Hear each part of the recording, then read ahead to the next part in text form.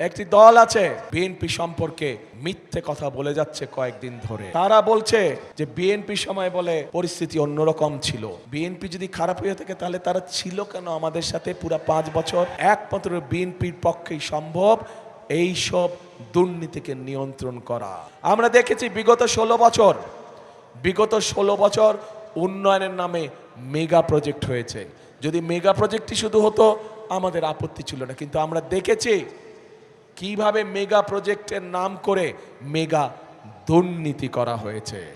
এই দুর্নীতির অবসান হতে হবে।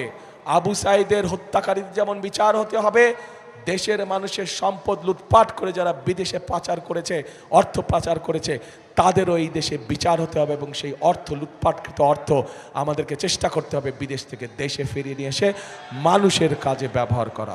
এবং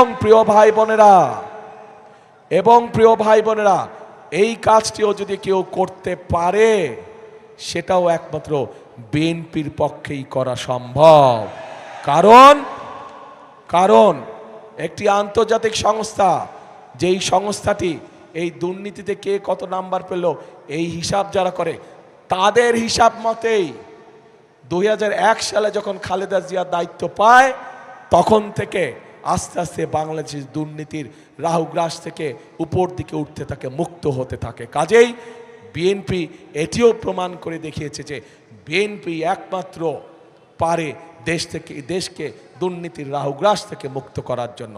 প্রিয় ভাই বোনেরা, একটি দল আছে, সেই দল বিএনপি সম্পর্কে মিথ্যে কথা বলে যাচ্ছে কয়েকদিন ধরে।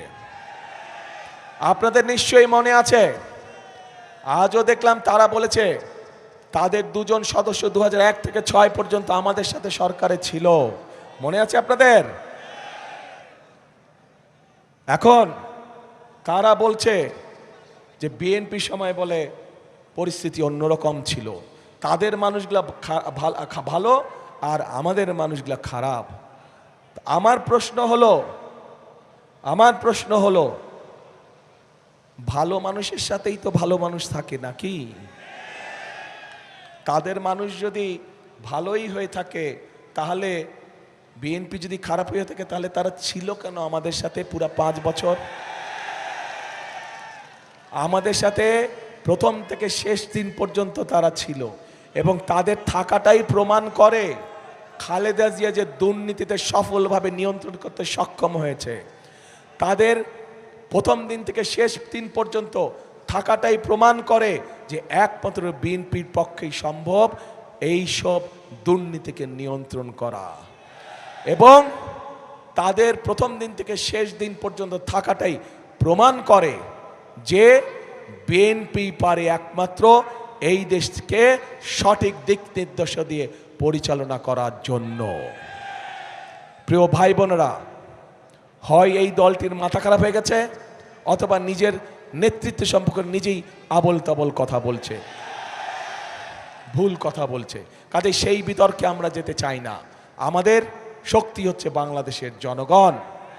আমাদের শক্তি যেহেতু বাংলাদেশের জনগণ, সেই জন্য বাংলাদেশের জনগণের কাছে আমরা ফিরে যেতে চাই।